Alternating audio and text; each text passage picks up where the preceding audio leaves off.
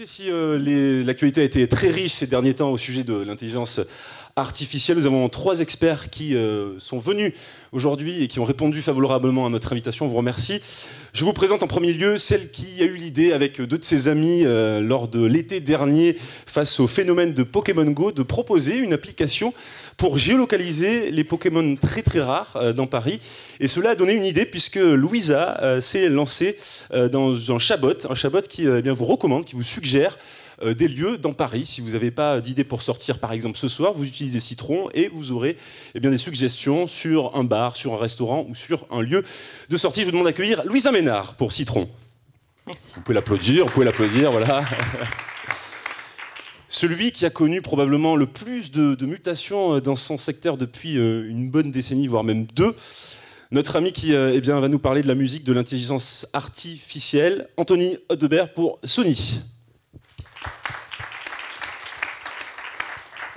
Et puis il était avec nous en ce début d'année pour la première Madi Keynote, pour la deuxième Madi Keynote. Nous avions à l'époque disserté toujours sur le divertissement. Il a lancé des applications à succès avec MyTF1. C'est monsieur de la VR chez TF1, The Voice, et puis bientôt Koh-Lanta, c'est dans les cartons, on en parlera dans quelques instants. Je vous demande d'accueillir Olivier Oramdan pour MyTF1, directeur général de TF1. Alors moi j'ai voulu commencer ce Madi Talk par une chose. C'est Google Home, c'est Amazon Echo. On l'a vu, ce sont 2 instruments, 2 outils qui promettent de régir, qui promettent d'organiser, qui promettent d'organiser un foyer. Vous allez pouvoir passer vos commandes, vous allez pouvoir passer des rendez-vous, vous allez pouvoir vous divertir. Google annonce la fin du moteur de recherche.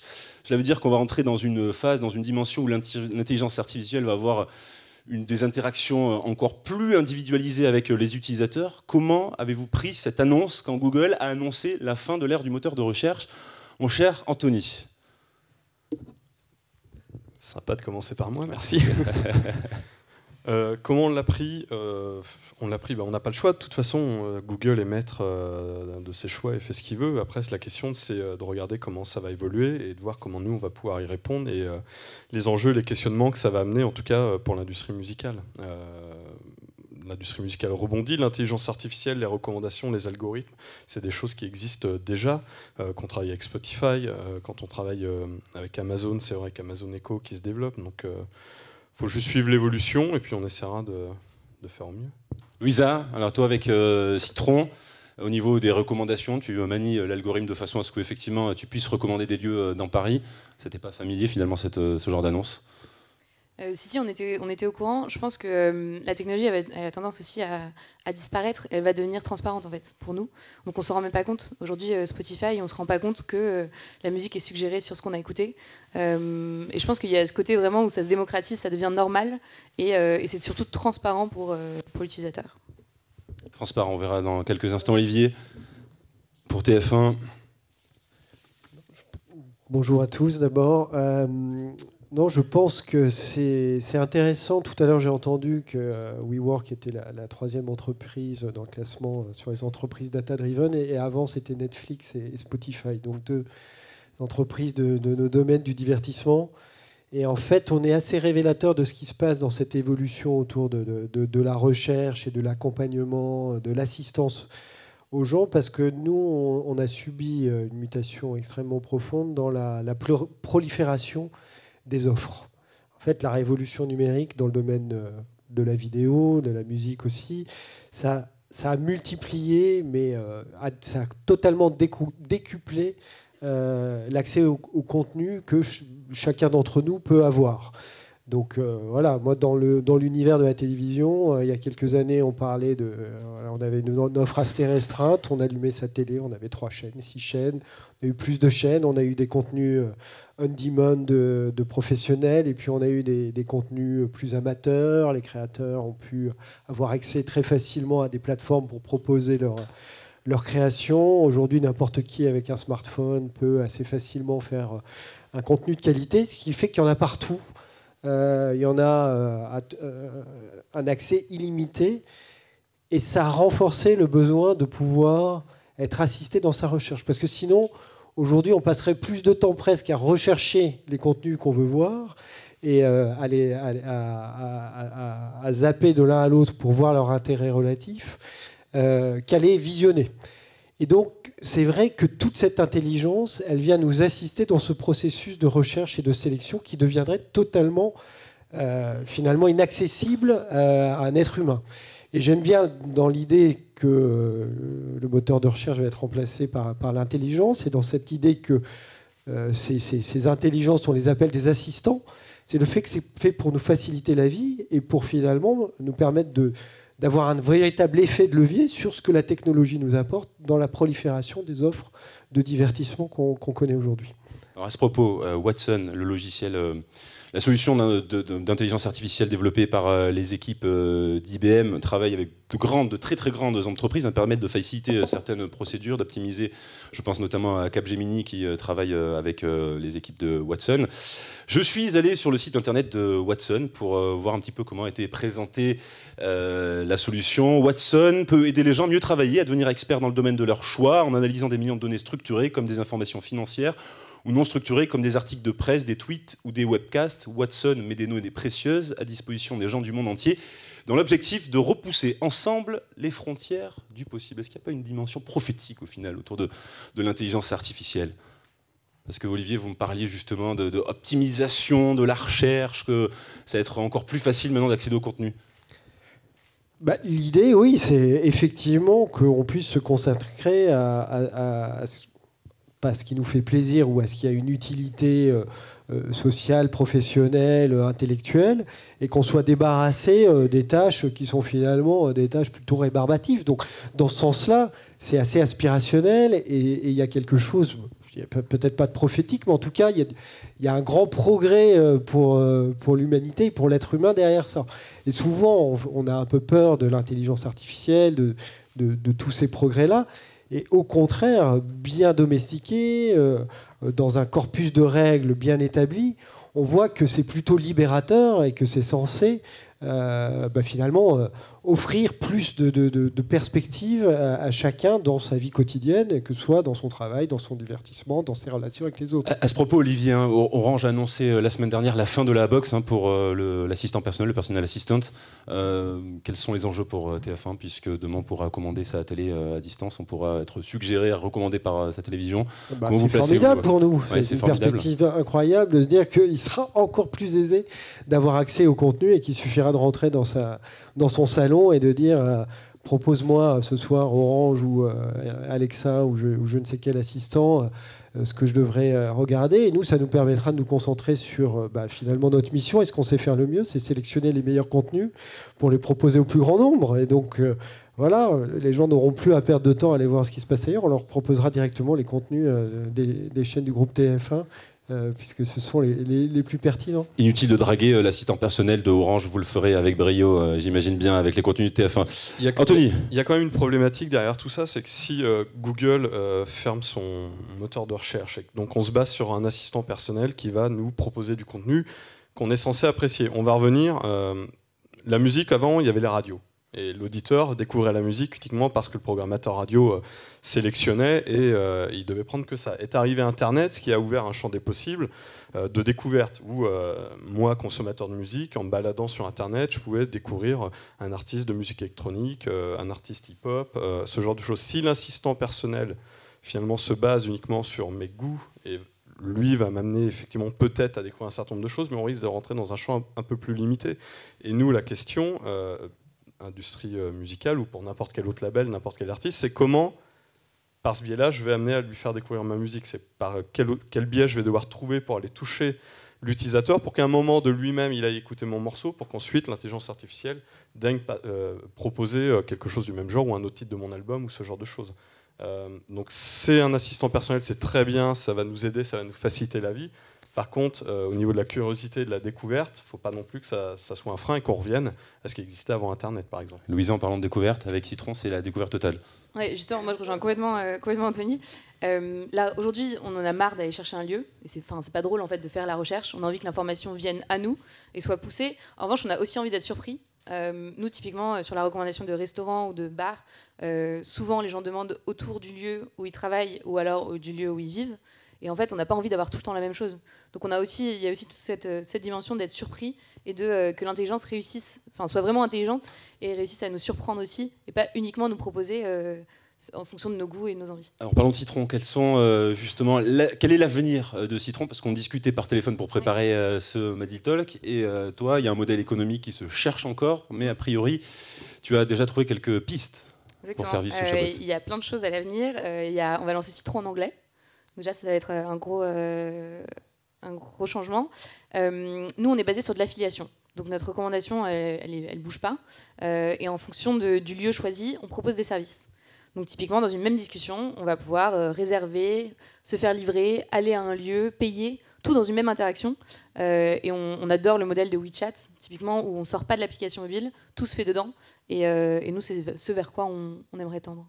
Alors par rapport à ce modèle de recommandation-là, vas-tu être influencé avec les deals que tu vas forcément convenir et signer avec certains acteurs de la vie nocturne à Paris? On en parlait avec Anthony juste avant. Aujourd'hui, l'être humain choisit un service et ensuite un lieu. Nous, on veut se placer dans l'autre sens. Donc on va recommander un lieu, et en fonction du lieu choisi, on aura des services associés. Donc justement pour ne pas biaiser la recommandation. Un mot, messieurs, peut-être, par rapport à la recommandation, parce que toi, dans l'industrie de la musique, c'est forcément le nerf de la guerre, on en parlait précédemment.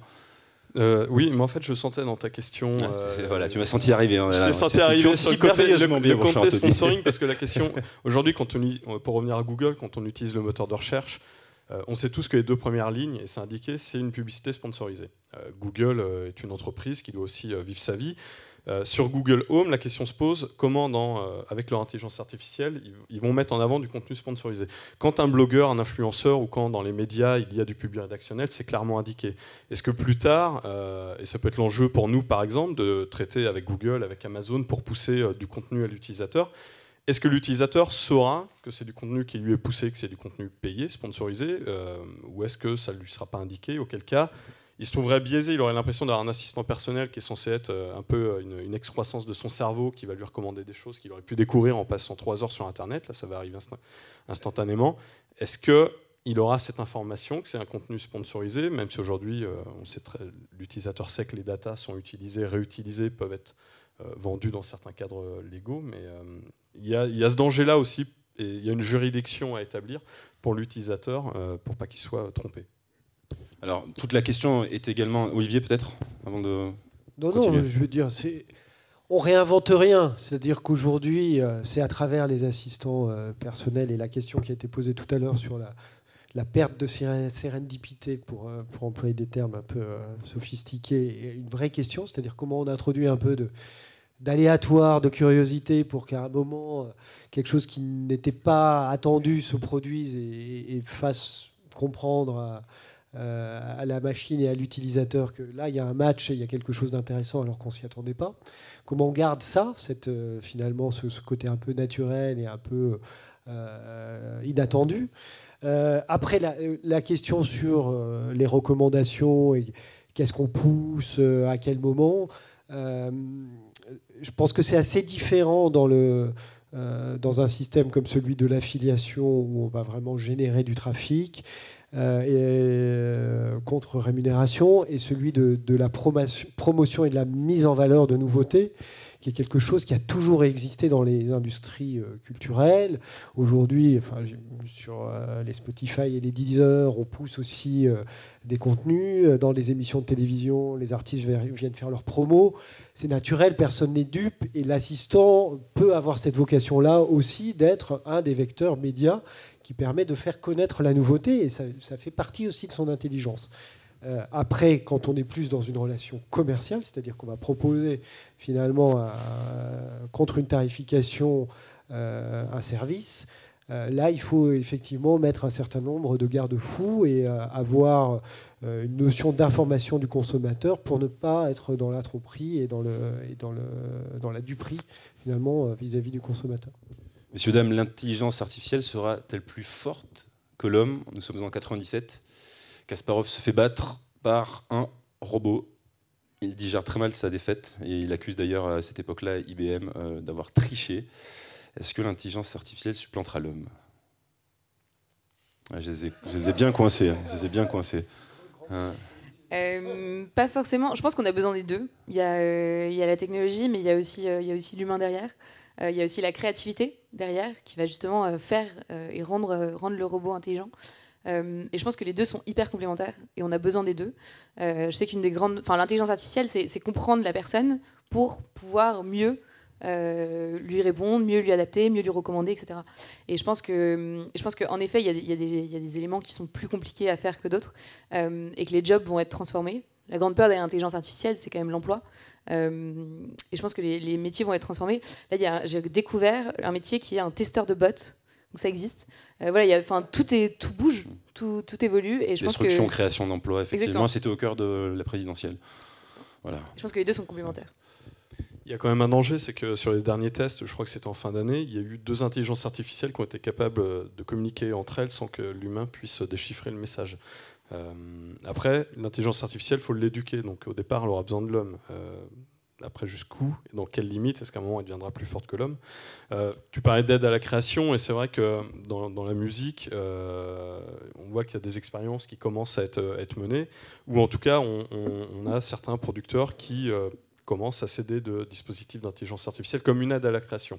Je ne parle pas ici d'intelligence artificielle qui crée un morceau en partant de zéro, je parle d'artistes qui ont certaines influences ou qui aimeraient composer ou réaliser, produire un morceau qui leur rappelle 3 autres morceaux qu'ils connaissent, ou 5 ou 50 autres, on les met dans la machine, et puis finalement, en un rien de temps, on va commencer à avoir des brides de notes, alors que peut-être que l'artiste aurait pris beaucoup plus de temps.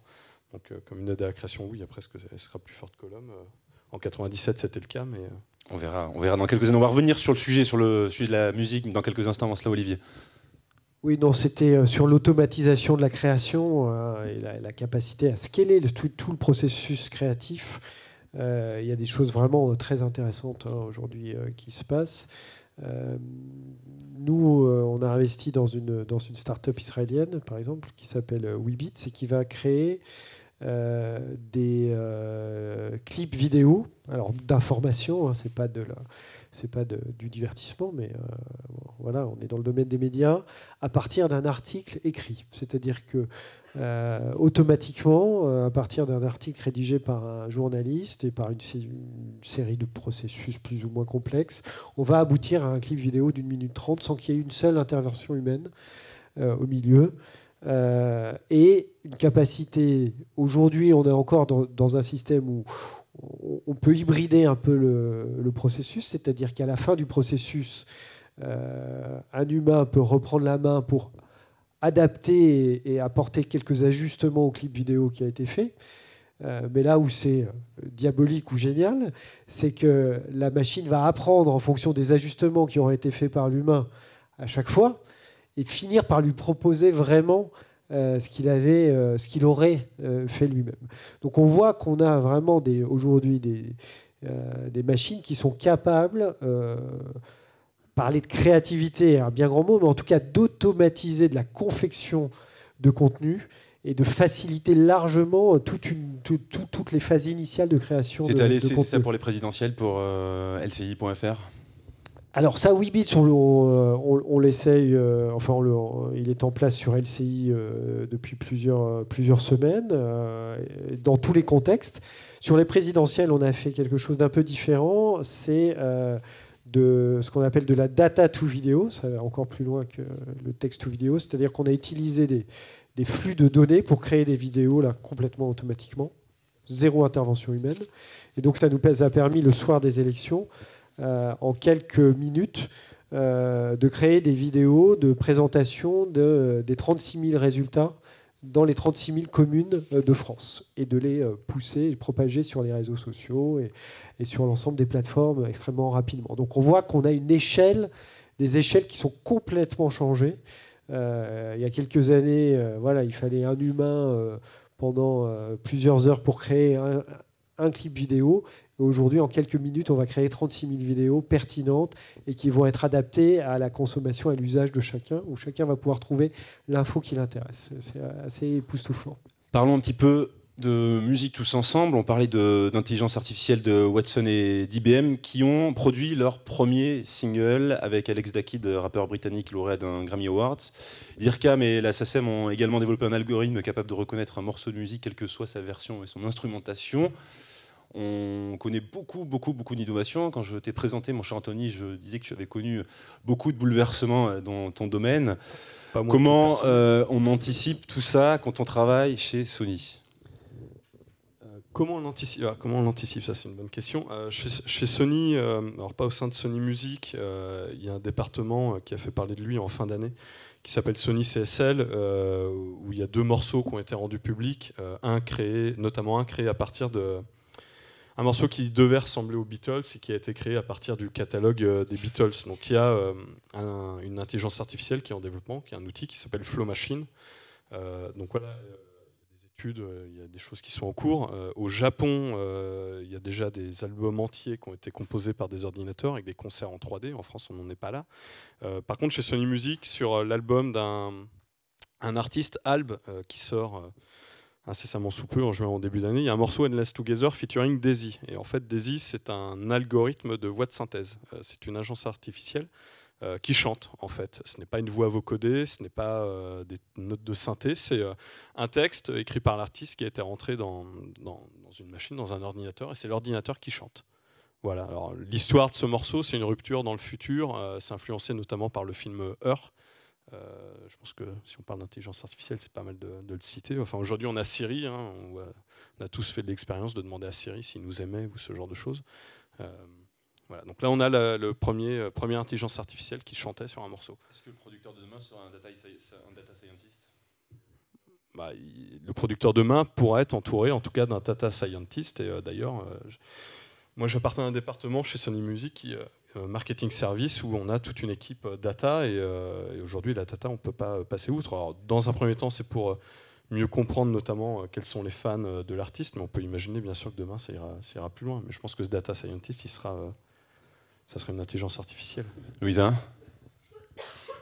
Pour Citron, pour la musique, même si je sais que c'est pas forcément ton domaine par rapport justement à tout ça, qu'est-ce que tu penses de ce développement autour de la musique ? Je pense que c'est assez impressionnant ce qui se passe. La musique est peut-être en avance sur les chatbots. Les chatbots aujourd'hui sont plutôt déceptifs et ne fonctionnent pas encore très bien. Et on est vraiment dans cette phase d'évangélisation et de début. Alors que là, d'après ce que j'entends, on est quand même beaucoup plus avancé en termes de musique ou de vidéo. En termes d'intelligence artificielle en tout cas. Développement des sciences cognitives, moi j'ai essayé de m'amuser un petit peu avec ton chatbot en lui disant de ne pas se presser parce que je parlais en Citron. Bon, il comprend l'humour en tout cas. Il comprend l'humour. Hein. C'est hyper important en fait. On dit que l'intelligence artificielle a été créée as a cure to loneliness, donc un moyen contre la solitude. Nous on a des pics parfois à 3h du matin, un mardi matin. Et il y a vraiment ce côté où on discute avec un humain. Donc on sait que c'est un robot, mais on voudrait que ce soit un humain. Donc on a travaillé pendant 6 semaines avec 100 personnes pour l'humaniser. Donc on peut lui demander des blagues, on peut lui demander un poème, il nous demande si l'expérience était sans pépin. Enfin, on a vraiment joué le jeu jusqu'au bout pour l'humaniser. Et c'est ce qui le rend attachant et c'est ce qui fait que les gens reviennent. C'est ce côté justement, c'est un robot, mais avec un zeste d'humain. Le robot est staffé hein, d'ailleurs par des humains, hein, c'est ça si j'ai bien compris. Il y a toujours quelqu'un, enfin pas 24 heures sur 24, 7 jours sur 7, mais il y a toujours quelqu'un qui répond également en plus du robot. Aujourd'hui non. Si je ne m'abuse, non ? Non, aujourd'hui pas du tout. Nous on le forme. Raté. Non, le seul aspect humain, c'est on le forme. D'accord. Il y a une partie, exactement. L'apprentissage se fait en partie de manière automatique et en partie à la main. Mais tout est automatisé aujourd'hui sur Citron. Parce que toi, tu as un problème de rétention au début, c'est ça ? C'est que c'était un petit peu déceptif, les gens partaient et il fallait faire revenir ces gens-là. Comment vous avez fait ? Exactement. Tout le monde teste les chatbots, mais personne l'utilise aujourd'hui au quotidien. Donc c'est un de nos gros enjeux. On s'est dit, on a créé un truc que les gens aiment bien tester, jouer, mais pas forcément l'utiliser. Donc on a beaucoup travaillé ça. On a typiquement, à l'origine, on était branché sur les API de Yelp ou TripAdvisor. Donc le robot comprenait ce que l'utilisateur voulait, mais était incapable de matcher une réponse. Donc on a créé notre propre base de données qu'on a catégorisée. Typiquement, quelqu'un qui demandait un restaurant cosy, en fait, Yelp ou TripAdvisor comprenait absolument pas cosy. Donc on a créé notre propre base de données. On a intégré, on travaille aussi avec Facebook. On a intégré des WebView. Donc typiquement, c'est une page qui s'ouvre avec beaucoup d'informations plutôt qu'avoir à remonter, à scroller pour trouver l'information. On a intégré plein de choses autour des lieux qui rendent du coup la recommandation de lieu pertinente. Et donc, en fait, si on va dans un lieu qui me plaît, je vais en parler aux personnes avec qui je suis. Et il y a un bouche à oreille, un côté viral qui s'est fait de manière assez naturelle pour l'instant. Avec Olivier, on va parler de Molotov. Hein, c'est un petit peu le citron de la télévision. Ah, ça t'intéresse toujours, ça. Hein. À chaque fois, tu me l'as fait. Hein.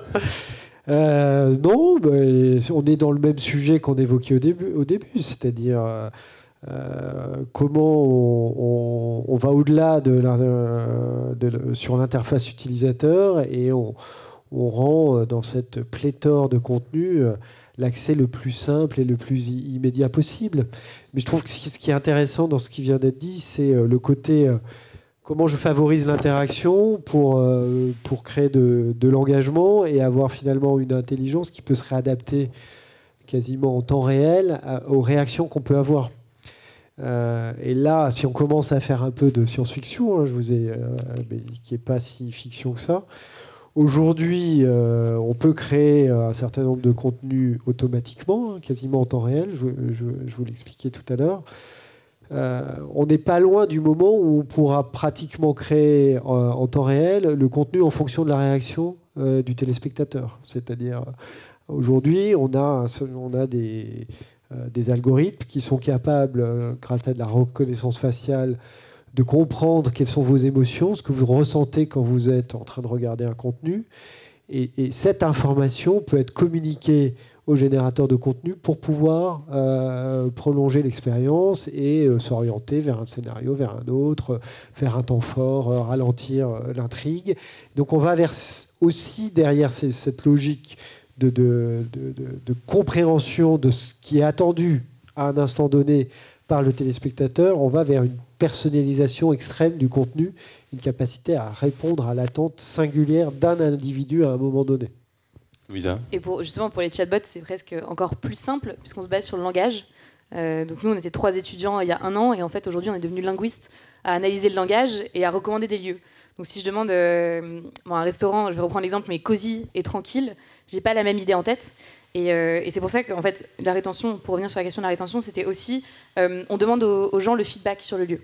Donc si on te recommande un restaurant pour demain midi, demain en début d'après-midi, Citron va t'envoyer un message en disant « alors c'était comment ?» Et en fait, en fonction de ton feedback, on va pouvoir nous mettre à jour notre base de données et mettre à jour ton profil, apprendre à te connaître grâce aux mots que tu utilises en fait. Et c'est vraiment, on est devenus des linguistes à analyser le langage. On fait des choses extraordinaires avec la reconnaissance faciale. D'ailleurs, Baidu, le Google chinois, qui a retrouvé un enfant disparu à l'âge de 7 ans, 26 ans plus tard, à 33 ans. C'est incroyable comme on peut faire beaucoup de choses et comme quoi ça peut devenir également très pratique. Anthony. Mais c'est ça qui est intéressant sur... aujourd'hui, on a des algorithmes de recommandation qui se basent sur nos goûts et ce qu'on a pu écouter, si je pense à Spotify, ce qu'on a pu écouter, ce qu'on a mis dans nos playlists ou inversement. Demain, avec Google Home ou avec Amazon Echo, on pourrait imaginer avoir une maison sensorielle avec un certain nombre de capteurs et quand on ouvrira la porte, si on est un peu triste, là, on aura une petite musique un peu mélancolique qui pourra être lancée, par exemple. Alors justement, par rapport à la musique, moi je te disais, en tant que marketeur, ça te posait un problème si demain les artistes deviennent des robots, et tu me disais tout à l'heure, on pourrait faire justement un prix spécial pour... Non, j'ai pas dit on pourrait faire, je me demandais est-ce qu'un jour, je sais pas, dans un futur proche, aux Victoires de la musique, il y aura un prix du morceau composé par l'intelligence artificielle. Je sais pas de quoi est fait demain. Après... quand je parlais des émotions, quand on rentre chez soi, la musique mélancolique, c'est qu'on parle de musique. Et même si aujourd'hui, on voit bien, quand un titre cartonne en radio, on voit toute une tripotée de producteurs qui essayent de reproduire derrière. C'était l'époque Eurodance avec David Guetta. Dernièrement, il y avait Major Lazer, Lennon, où ça a été repris par plein de producteurs. Donc on peut très bien imaginer demain une intelligence artificielle, au même titre que tout à l'heure avec les Beatles, qui va chercher à se produire ce morceau. Après, aujourd'hui, ce qui fonctionne, quand on aime une musique, on va chercher à en savoir plus. On veut savoir quel est l'artiste qui est derrière. On va commencer à s'abonner à sa newsletter, soit à parler avec lui. Enfin, on va croire qu'on parle avec lui avec un chatbot, ou on va le suivre sur Instagram et sur Twitter. Et il y a cette identification, à un moment, qui se fait avec une intelligence artificielle. Là, malheureusement, l'identification ne peut pas se faire. Donc, je pense que c'est une des limites premières, en tout cas dans la musique. Rien ne remplacera l'artiste avec ses coups de gueule, ses coups de colère, ses selfies sur Instagram et ses magnifiques morceaux. Alors à ce propos, parlons d'expérience et d'immersion avec Olivier. Prochainement, Koh-Lanta, on va pouvoir faire quelque chose d'exceptionnel avec MyTF1 VR. Alors, on se déplace un petit peu, hein, c'est plus tout à fait de l'intelligence artificielle, mais en tout cas c'est ce que la technologie nous apporte et nous permet, nous autorise à faire comme nouvelles expériences. Donc là il y a quelque chose de très fort qui se passe, hein, avec la réalité virtuelle. Moi j'avais été très surpris au CES en 2016 de voir vraiment qu'il y avait une vague, parce que c'est quand même un vieux truc, hein, la réalité virtuelle. On avait eu la télé en relief, il y a eu beaucoup de faux espoirs autour de ces sujets-là. Et là, il est en train de se passer quelque chose de très fort, parce que pour la première fois, on a la convergence entre une démocratisation des terminaux qui permettent d'avoir des expériences plus ou moins sophistiquées, plus ou moins abouties de réalité virtuelle, mais en tout cas il y en a beaucoup, hein, près d'1 million de terminaux qui permettent de faire de la réalité virtuelle en France aujourd'hui, et puis des créateurs qui se sont appropriés ce nouveau langage, cette nouvelle manière de communiquer pour proposer des expériences. Et nous, on en fait partie. Donc tu as cité ce qu'on va faire sur Koh-Lanta, mais qui ne sera pas grand public. Je vais vous en dire un petit peu plus.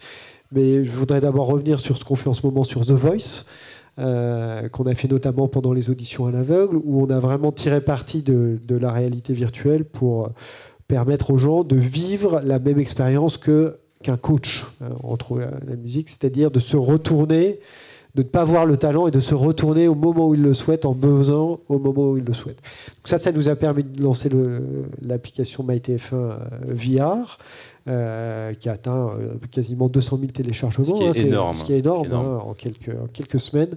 Ce qui montre l'appétence du public pour ce genre d'expérience, et ce qui montre aussi que quand on n'utilise pas ce genre de technologie comme des gadgets, mais vraiment pour proposer une expérience qui ne serait pas possible sinon, et qui a une véritable valeur ajoutée, on entraîne de l'engagement et on emmène le public avec nous. Et sur Koh-Lanta, on va aller un petit peu plus loin. Alors là, ce sera un démonstrateur. On fait ça pour Vivatech. On va utiliser le casque HTC, le casque Vive, qui permet l'interaction à l'intérieur du monde virtuel concret, hein, ce qui est quand même très intéressant, puisque vous pouvez bouger, vous pouvez toucher des éléments. Et donc on va proposer pendant Vivatech cette expérience où vous mettrez le casque, vous vous retrouverez sur l'île de Koh-Lanta et vous devrez traverser un bras de mer d'un ponton à un autre en marchant sur les poteaux, hein, les fameux poteaux de Koh-Lanta sont tombés dans la mer. Et je vous assure, pour l'avoir fait là en prototype, que vous avez beaucoup d'appréhension, même si vous savez qu'il n'y a pas d'eau, qu'il n'y a pas vraiment de poteaux, que vous risquez rien. Vous avez vraiment peur de vous engager là-dessus et peur de tomber à l'eau. Donc on arrive à créer aujourd'hui des expériences qui sont absolument fabuleuses. Et pour nous qui concevons des contenus audiovisuels depuis des années, là on a franchi une limite, parce que l'expérience immersive, elle vous emmène vraiment ailleurs. Et vous n'êtes plus dans la pièce où vous êtes. Quand vous regardez la télé, vous êtes encore dans l'interaction avec le décor, les gens qui sont autour de vous. Quand vous êtes immergé dans une expérience de réalité virtuelle, vous êtes vraiment ailleurs. Et ça, pour des gens qui proposent ce genre de voyage, c'est exceptionnel. Alors justement, c'est pas par hasard que j'ai posé cette question-là concernant l'univers, l'expérience, parce que est-ce que l'intelligence artificielle va-t-elle percer si on ne propose pas un univers, si on ne propose pas une expérience? Anthony, Louisa, peut-être. Anthony, Louisa, Louise, Anthony. Non, c'était très intéressant la VR, j'avais plein de choses à dire, mais tu recadres sur l'intelligence artificielle. Tu peux continuer à prolonger sur la VR. On peut très bien imaginer, de toute façon, on voit toutes les expériences qui sont nées en réalité virtuelle, avec des plateformes sociales aussi qui se développent. On sait très bien que Facebook, l'année dernière, avait présenté, j'ai plus le nom exact, une plateforme où on pouvait être en réunion et voir les emojis des autres personnes. Donc on pourrait très bien imaginer... Ouais, je crois que c'est ça. Et au salon Virtuality qui a eu lieu au 104 il y a quelques semaines, il y avait aussi We Are Social, avec une agence qui présente aussi une plateforme sociale. Donc, bien sûr, l'intelligence artificielle a sa place là-dedans, dans cette expérience. Sous quelle forme, je ne sais pas, mais je pense que la réalité virtuelle, on peut voir... on parle d'intelligence artificielle comme une aide, un facilitateur de vie, par exemple. On peut penser aux personnes, par exemple, à mobilité réduite, qui ne peuvent pas se rendre à un concert, qui ne peuvent pas aller faire leurs courses en pharmacie, qui ne peuvent pas faire tout un tas de choses, ou d'autres personnes, d'avoir une expérience virtuelle de vie. Je ne parle pas de Second Life, hein, mais de vie avec une intelligence artificielle qui soit là pour aider, pour faciliter, pour répondre à 3 heures du matin aux personnes en solitude qui cherchent un bar, pour faire un certain nombre de choses. Non, par contre, l'aspect VR, ça, c'est une des problématiques. Enfin, c'est même plus une problématique, c'est des discussions qui ont lieu d'être, notamment dans la musique. Il y a tout un tas de clips qui commencent à arriver autour du 360. Il y en avait déjà eu il y a quelques années avec l'arrivée du 360. Aujourd'hui, ça se démocratise. Mais ce qu'il faut retenir de ce qu'a dit Olivier, ce qui est important, c'est l'expérience. Les sessions en studio avec plein de musiciens en 360, on en a vu, on en verra encore. Ok, mais comment on emmène l'utilisateur à aller plus loin? Est-ce qu'un jour, soit via casque HTC ou via PlayStation par exemple, il y aura des expériences ludiques où on pourra par exemple composer soi-même son morceau en studio, bouger les boutons de la table de mixage comme si on y était? Pourquoi pas aider par une intelligence artificielle aussi, je sais pas, mais c'est le maître mot, et pour que une utilisation se démocratise, il faut passer par l'expérience. Louisa? Complètement. L'intelligence artificielle, aujourd'hui, c'est pas quelque chose de nouveau. Hein. Le test de Turing, je crois que c'est 57. Donc, c'est pas quelque chose de nouveau, c'est quelque chose qui existe depuis plus de 50 ans. En revanche, ça a été très utilisé dans les labos. Et aujourd'hui, ça se démocratise et c'est accessible. Et c'est ça qui le rend assez extraordinaire. C'est qu'on est dans un moment où, en fait, la technologie est accessible et on peut, du coup, créer des cas d'usage autour. Mais la technologie sera accessible au plus grand nombre uniquement via l'expérience. Et nous c'est pour ça typiquement qu'on n'a pas lancé Citron tout de suite. Citron était prêt, hein, mais on a passé donc ces 6 semaines avec 100 utilisateurs à designer des conversations, à designer une expérience et à faire justement vivre quelque chose. Et je pense que c'est le seul moyen pour que les gens utilisent, et c'est ce qui explique sûrement le succès de l'application de VR aussi. Alors, difficile d'imposer l'usage, mais quand bien même, Watson qui se déploie dans l'univers professionnel, je parlais tout à l'heure de Capgemini qui a sollicité ce logiciel pour optimiser ses phases de recrutement. On arrive maintenant à détecter des maladies avec l'intelligence artificielle. On n'impose pas l'usage dans le divertissement. Quels sont les freins à ce jour pour vous en tant qu'expert du divertissement? J'aime bien leur poser des questions comme ça, aussi difficiles que ça. Je pense que le divertissement, c'est un secteur qui est quand même particulier, où tout va très très vite et les gens se lassent. Donc en fait, tout a besoin d'être nouveau tout le temps. Et c'est là où, pour moi, l'enjeu est vraiment là. Pokémon Go, toi, tu as fait les frais de cette lassitude. Pokémon Go, c'était un phénomène. Hein. On a été live pendant 10 jours. Ça a été extraordinaire pendant 10 jours. On était à plus d'une demande par minute, avec des pics au Brésil, au Canada. Enfin, c'était dingue. Mais en revanche, en effet, on a vécu 10 jours. Donc je pense que le divertissement, je pense que c'est propre au divertissement, et c'est ce qui rend, c'est l'enjeu du divertissement, c'est réussir à créer des expériences qui se renouvellent et qui arrivent à être tout le temps nouvelles, tout le temps et à surprendre. Mais comment t'es passé de Pokémon Go à Citron? Enfin, concrètement, qu'est-ce qui s'est passé là, dans vos têtes là tous les trois? Ok. Non, même pas. Même pas. C'est une bonne histoire. À l'origine, on était une application mobile de recommandation de lieux, un peu à la Google Maps. Chacun avait ses maps. Et on s'est rendu compte que personne n'en voulait. Les gens ne voulaient pas une application mobile de plus. Et les gens voulaient l'information qui vienne à eux. Donc c'est exactement ce qu'on disait tout à l'heure. Ils ne voulaient pas avoir à rechercher l'information. Donc tout le monde voulait profiter des lieux des autres, mais sans avoir à rentrer ses propres lieux. Donc grosse remise en question. On venait d'intégrer un incubateur, on venait de recruter, on venait de refuser les CDI, etc. Et donc on a joué à Pokémon Go. On a vu l'opportunité, on s'est dit on va tester en side project absolu. Et ça a été le déclic parce qu'on a appris plein de choses. On s'est rendu compte que les gens adorent chatter. Enfin, c'est vraiment effrayant. Adorent discuter. Et on s'est dit, on va appliquer cette techno à notre problème de base, qui était la recommandation de lieu, où l'idéal dans la recommandation de lieu, c'est un ami. C'est un ami qui nous connaît, qui est disponible en permanence, et si possible dans notre poche. Et donc on a créé Citron. Anthony ? Non, l'un des freins, après, ça reste aussi les usages et notamment l'équipement des ménages. On a beau tester toutes les nouvelles innovations, que ce soit Watson, que ce soit Google, que ce soit Amazon Echo, ou quand des nouveaux acteurs apparaissent, à un moment, si le grand public ne s'en empare pas pour s'en faire l'usage et s'équiper, le frein, il est là, le premier frein. Et on le voit bien sur la réalité virtuelle de 360, c'est pas quelque chose de nouveau, ça date pas de l'année dernière. Par contre, on voit quand même que depuis 2-3 ans, effectivement, on commence à s'équiper de casques, on a des applications, les Google Cardboard, des plateformes comme YouTube, Facebook se sont mis aussi à pouvoir proposer de la vidéo en 360, et tout ça participe à ce que l'utilisateur puisse se l'accaparer et l'utiliser. Et à partir de ce moment, c'est là où pour nous, en tout cas, entreprises du divertissement, ça devient intéressant. Même si c'est des choses qui avaient déjà été testées. D'ailleurs, un des premiers clips en 360 qui avait été fait, ça a été il y a déjà 5-6 ans pour Doritos, c'était pour une marque. Et c'était uniquement sur une plateforme de la marque, puisqu'il n'y avait pas encore d'outils comme YouTube ou Facebook qui proposaient le 360. Problème d'équipement, tu parlais tout à l'heure de PlayStation, Sony, hein, forcément, la VR qui a été dévoilée à la Paris Games Week. Ça va être intéressant aussi de suivre, hein, forcément, parce que c'est des publics qui, là, pour le coup, automatiquement s'équipent hein, quand il faut s'équiper. Donc à voir, t'as pas encore d'infos, j'imagine, à ce sujet, t'es pas du tout dans la branche...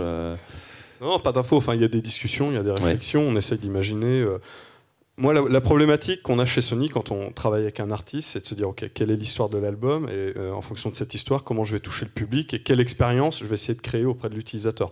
Donc forcément, à un moment, on se dit est-ce qu'il n'y a pas un jeu à créer, par exemple un Guitar Hero au Stade de France. Exactement, là, voilà, exactement. Mais ça, c'est des choses qui sont déjà sorties en réunion en interne. Après, il y a Sony Corp, il y a Sony PlayStation, il y a Sony Film, il y a Sony Music, et les discussions elles dépassent mon niveau, donc j'ai pas les informations, je vais pas pouvoir te répondre. Mais je sens que tu es très pressé de pouvoir jouer à Guitar Hero. Olivier. Non, moi je vais redire quelque chose que j'ai dit au départ. Hein, Spotify, Netflix, c'est quand même des entreprises du divertissement, font la course en tête, proposent des innovations. Et c'est probablement aujourd'hui des entreprises qui, en termes d'algorithmes, d'utilisation de la donnée utilisateur, sont parmi les plus perfectionnées. Donc, on n'est pas obligé d'être Capgemini pour savoir trier des CV. On peut aussi savoir trier des blockbusters, des contenus, des morceaux de musique. Et il y a beaucoup d'innovations, notamment chez Netflix, hein, qui fait beaucoup de challenges, fait travailler des étudiants, des chercheurs pour toujours aller plus loin dans la pertinence de ces algos. Et ça, c'est la base de l'AI finalement, c'est savoir utiliser la donnée en masse pour pouvoir être pertinent dans la réponse qu'on fait. Donc je crois que le divertissement n'est pas en reste hein, finalement quand on creuse un peu. D'ailleurs, c'est la grande question pour nous depuis 2 jours, puisque Spotify a fait paraître une annonce de recrutement pour un product manager, directeur de l'innovation, où, sans précisément décrire ce qu'il cherche à créer ou à inventer, il cite Amazon Echo, les lunettes spectacle de Snapchat et un 3e device dont j'ai perdu le nom. Et du coup, il y a un certain nombre d'articles qui se demandent qu'est-ce que Spotify est en train de créer. Ils veulent vraiment aller dans le hardware, puisque aujourd'hui c'est un logiciel de streaming musical. Donc on ne sait pas demain ce qui va encore apparaître. Très bien, je pense que nous allons pouvoir maintenant nous adresser à notre public, puisque vous le savez, c'est une soirée placée sous le signe de l'interactivité, et vous êtes bien sûr les bienvenus pour poser vos questions. Un micro va circuler ici dans la salle pour que l'on puisse échanger, pour qu'on puisse partager ensemble. Qui se lance? Je sais que c'est toujours pas évident de se lancer pour la première question, et après vont s'en suivre beaucoup d'autres questions. Oui, Constance, l'équipe Madines, voilà. Qui pour une question? Ils sont timides.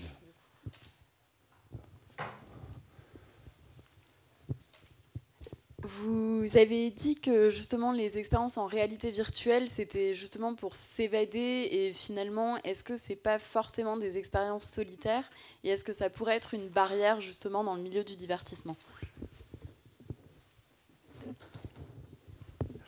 Alors aujourd'hui, c'est plutôt des expériences effectivement solitaires. C'est un des sujets. Et je pense que la prochaine limite, c'est effectivement de créer de l'interaction entre personnes au sein des applications de réalité virtuelle. Moi, j'ai déjà vu quelques projets dans ce sens-là. Pour essayer de casser ce côté, je suis tout seul au monde, perdu sur mon île, hein, pour filer la métaphore Koh-Lanta, et en face de moi-même, et notamment dans l'univers du sport, on se pose pas mal de questions sur qu'est-ce que peut apporter la réalité virtuelle, le 360, dans l'univers du sport, qui est un grand spectacle hein, pour les diffuseurs audiovisuels, bien sûr. aller mettre une caméra 360 au bord d'un match de foot, ça donne pas grand-chose. C'est une expérience assez déceptive. Donc on voit des choses un peu plus sophistiquées, mais il y a toujours quelque chose qui manque. C'est si on est obligé de mettre un casque, on n'est plus en train de discuter avec son pote devant le match de foot et de se faire des remarques. Et donc, par exemple, moi j'ai vu aux États-Unis une société qui propose de créer son avatar et pour le coup d'apporter quelque chose, c'est-à-dire que je vais pouvoir regarder le match de foot avec mon pote, mais sans qu'il soit chez moi. Et pourtant, je vais faire les blagues, je vais pouvoir commenter. Et donc, finalement, on arrive à un moment où la technologie va permettre aussi de briser cette limite qui est aujourd'hui, qui peut être un peu frustrante, effectivement, et qui fait que les expériences ne durent pas très longtemps. Parce qu'on se sent vite un peu tout seul au monde. Ouais. Ouais, c'est ce qu'essaye, ce que je disais tout à l'heure, de lancer Facebook avec cette chatroom virtuelle. Mais pour parler d'expérience ludique, l'été dernier, avant la sortie du PlayStation VR, j'ai eu la chance de pouvoir le tester pendant 1 heure. Et il y a un jeu où on a besoin d'être guidé par une personne qui est dans la pièce à côté de nous. C'est-à-dire que la personne voit sur l'écran de la télévision des choses que moi, dans le casque VR, je ne pouvais pas voir. Donc j'avais besoin d'être guidé. Donc il y a encore des choses possibles d'interaction sociale. Et au même titre qu'on a tous ce Skype, et qu'un jour peut-être on pourra skyper notre famille et se retrouver au pied du sapin de Noël tous en même temps alors qu'on a 800 km. Ou sur scène avec 5 autres mecs pour créer un band et faire du Guitar Hero en concert. Une question pour madame. Alors, j'avais pas vraiment une question, mais juste pour répondre à mademoiselle et enrichir le débat. Effectivement, ça a été vu pour Facebook, la création d'avatars, pour effectivement pouvoir interagir dans une salle de réunion. Je vais juste vous parler d'une expérience qui est aussi développée dans le domaine de la santé. Aujourd'hui, grâce à HoloLens, Vive ou autres Oculus, il existe effectivement des expériences où, par exemple, on peut faire interagir, faire partager une expérience par exemple dans un labo ou dans un bloc opératoire pour une problématique, par exemple, de genoux, etc. On peut avoir plusieurs chirurgiens en fait, qui vivent la même expérience dans le même bloc opératoire pour traiter une pathologie ou montrer l'exemple. Donc voilà, c'était juste pour dire ça. Alors pour Facebook, c'est encore très déceptif. Je suis allé voir un petit peu le Spaces. En gros, on est dans un univers où on peut interagir avec ses amis, mais pour l'instant, il n'y a pas grand-chose de nouveau. Il n'y a pas de valeur ajoutée, on va dire, dans Spaces, Louisa. C'est ce qu'ils ont annoncé la semaine dernière au F8. Voilà. Et ils sont quand même en train de développer énormément de choses. Je ne sais pas si tu as pu tester, mais c'est assez impressionnant. Et pour le coup, on a vraiment l'impression d'être entouré d'amis et juste côté convivial, où en fait, ça va être un moyen de rapprocher les gens ensemble. Donc à voir. All together et tous très loin. Très déceptif parce que je vois, on a des craintes dans le public. Hein, vous voyez, la première question qui se pose à nous, c'est attention, c'est quand même des données personnelles. Maintenant, les gens sont de plus en plus familiers avec l'économie d'Internet, l'économie de la gratuité. On sait que finalement, tout n'est pas gratuit sur Internet. On parlait tout à l'heure effectivement d'applications médicales. On parlait tout à l'heure également de freins dans le divertissement. On a quand même beaucoup de réticences encore. Comment on se positionne, comment on réagit, comment on essaye de rassurer les utilisateurs, parce qu'on parlait tout à l'heure de public reportage pour effectivement assurer toute transparence vis-à-vis de ces publics. Pour TF1, une entreprise média, et pour Sony, la transparence, oui et non, parce qu'au final, vous vendez avant tout du temps disponible et des contenus. Pour Louisa, toi, en revanche, c'est plus compliqué. Alors, nous, c'est très drôle parce qu'aucun utilisateur ne le demande. Que les médias. D'accord. Et donc, en fait, les gens ont signé, se sont créés un compte. C'est un contre-pouvoir, médias. Hein, non, mais les gens se sont créés un compte sur Facebook, donc ont accepté les conditions générales d'utilisation de Facebook. Et nous, on est intégrés dans Facebook. Donc, en fait, on a les mêmes conditions générales d'utilisation que Facebook. Et toi, comment tu travailles avec Facebook directement ? Comment ça se passe ? Complètement, hyper souvent. Et tu peux nous en dire plus ? On a envie de savoir, vous avez envie de savoir, j'imagine. Non, mais en fait, Facebook est quand même, donc a lancé les bots au F8 il y a 1 an. Aujourd'hui, ils ont plus de 100 000 bots sur la plateforme, donc c'est quand même assez impressionnant. Et l'idée pour eux, c'est de développer un écosystème de chatbots. Nous, on a eu l'avantage de lancer Citron il y a déjà 6 mois. Les grands groupes et beaucoup de startups commencent à se lancer maintenant. Donc en fait, on a ces 6 mois d'avance où Facebook a envie de tester plein de choses avec nous, puisque un bot, quand il sort, est souvent débile et devient intelligent grâce à la data. C'est un peu violent, mais c'est le cas. Souvent, c'est basé sur la règle du si, alors. S'il y a ce mot-là ou s'il y a cette action-là, alors ça déclenche cette action ou ce mot-là. Et ça devient intelligent avec des utilisateurs, avec de la data, etc. Et donc oui, on bosse avec Facebook très souvent. Parce que c'est vrai que c'est très intéressant ce qui se passe maintenant depuis des années avec Facebook. On a de nouveaux modèles. TF1, vous pouvez en parler également avec Minute Buzz. C'est incroyable ce qui est en train de se passer. Ils ont décidé de fermer du jour au lendemain leur site internet pour demain diffuser du contenu informationnel. Donc en plus de la data avec un chatbot, on peut désormais regarder des infos sur Facebook. On va peut-être maintenant, et je crois que c'est pour l'année prochaine, il me semble que Facebook a signé avec la Ligue de football espagnole. Il y aura un match diffusé exclusivement sur Facebook Espagne tous les vendredis. On sort un petit peu de l'intelligence artificielle pour se dire mais il se passe un truc énorme là, dans le divertissement et notamment sur Facebook, chatbot, nouveau modèle, Olivier.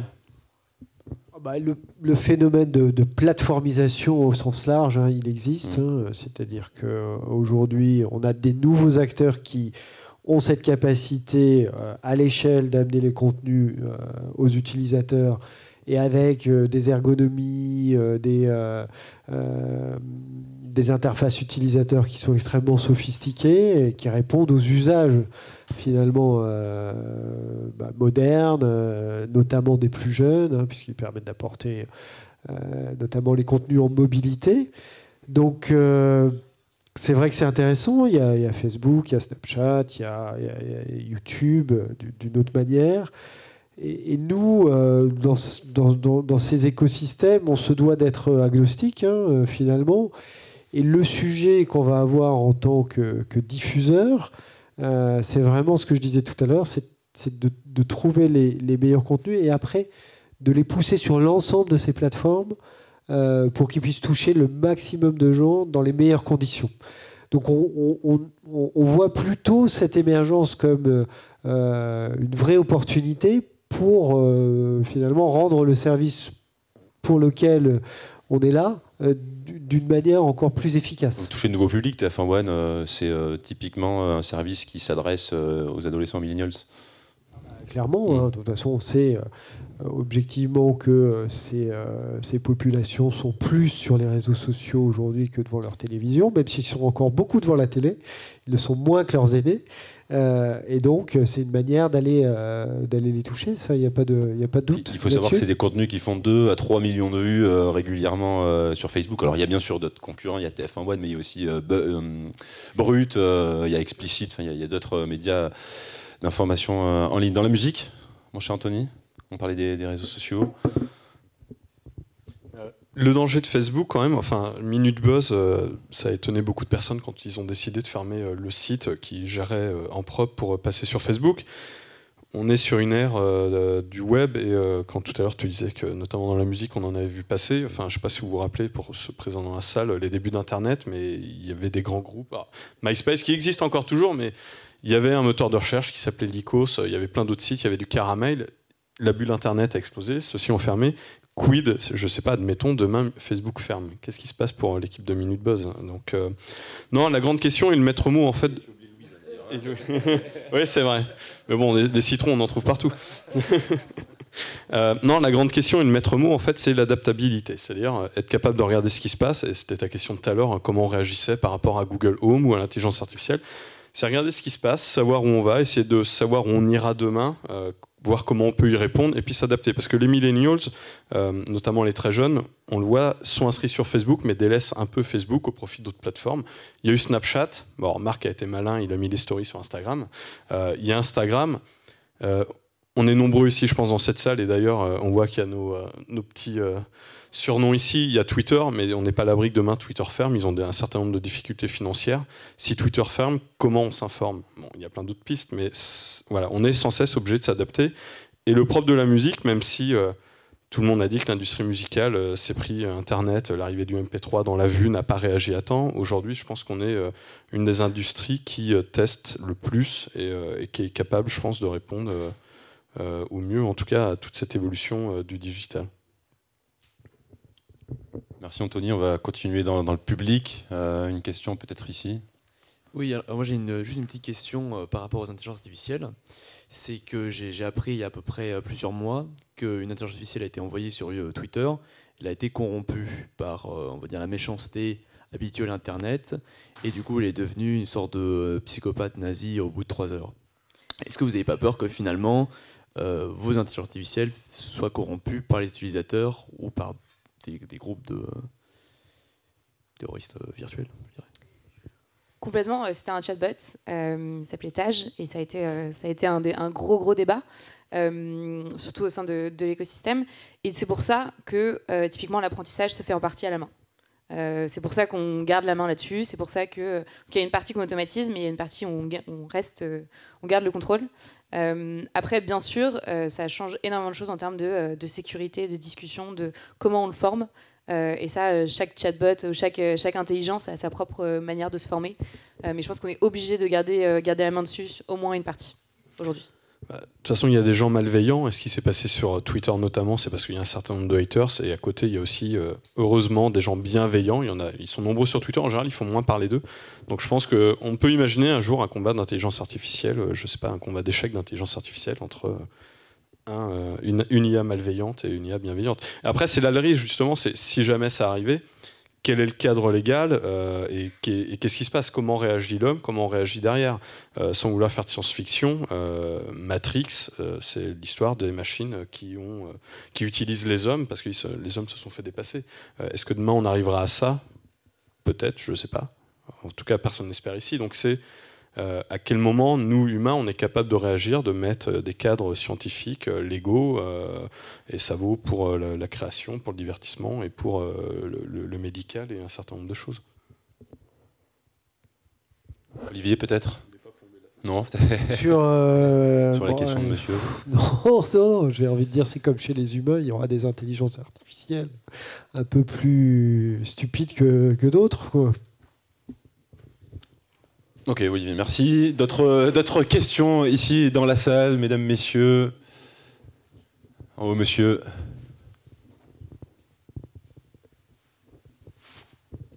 Oui, je voudrais votre avis sur l'intelligence artificielle, puisque c'est vrai que, comme vous le disiez, la valeur de l'intelligence artificielle, ça va être le contenu et la data qui va pouvoir être matché pour la rendre plus intelligente, plus fine. Et il y a des avis assez divergents sur le sujet, alors des avis positifs et plus négatifs. Je pense notamment à Laurent Alexandre qui tire souvent la sonnette d'alarme sur le retard européen vis-à-vis des GAFA et des géants chinois qui ont toute la donnée et qui trustent un peu le sujet vis-à-vis des Européens qui n'ont pas justement ces plateformes et cette data. Et je voudrais votre avis justement sur le sujet, puisque aujourd'hui on est créatif, on est des entrepreneurs, on a des très bons ingénieurs. Par contre, on n'a pas cette matière-là. Et je voudrais votre avis sur justement votre position et les opportunités justement potentielles dans l'intelligence artificielle au niveau pro-européen et le potentiel risque justement d'être enfermé par ces plateformes. Même si effectivement vous disiez juste avant que Facebook est assez ouvert aujourd'hui sur le sujet. Voilà, je voudrais juste votre avis sur le pendant négatif qui est souvent martelé. Est-ce que justement vous y voyez plutôt des opportunités et une vision plus positive sur le sujet? Complètement. Je pense que les US et l'Israël sont en avance. Ça, c'est sûr. Nous, c'est des pays qu'on regarde de très très près. Quand on parle de la concurrence, on regarde beaucoup là-bas.